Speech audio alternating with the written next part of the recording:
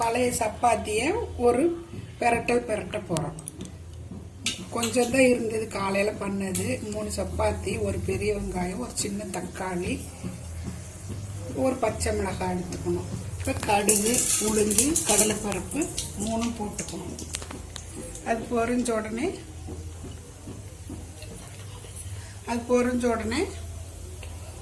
வெங்காயம்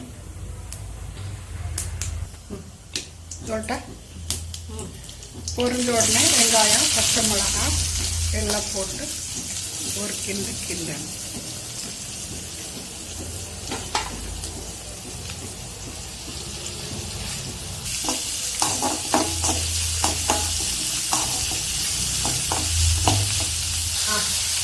ஒரு 1/4 டீஸ்பூன் உப்பு போடணும்.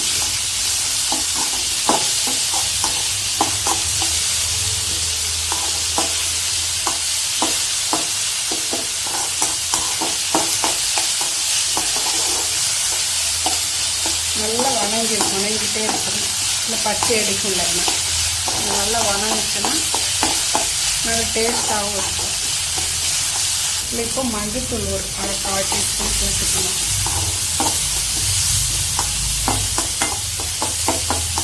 வரமிளகாத்தூள் நம்ம காரத்துக்கு ஏற்ற மாதிரி, ஏன்னா பச்சை மிளகாய் போட்டிருக்கோம்.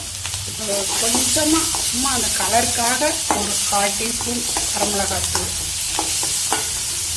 போட்டு நல்லா இப்போ வணங்கி, இப்போ இந்த வச்சுருக்க சப்பாத்தி எடுத்து அது கூட போடணும். போட்டு நல்லா கிண்டணும். எல்லாம் ஒன்று சேர கிண்டி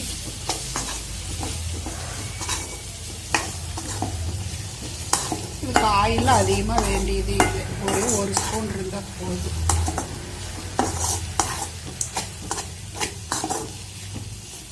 நல்லா சப்பாத்தி சூடாக ஆயிரும்.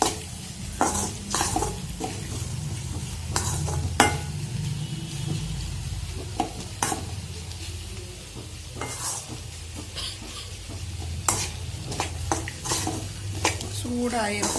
கொஞ்சம் ஒரு நல்லா அப்படியே பரட்டிக்கிட்டே இருந்தோம்னா நல்லா சூடாச்சுன்னா அப்படியே எடுத்து வச்சு சர்வ் பண்ணிக்க வேண்டியதான்.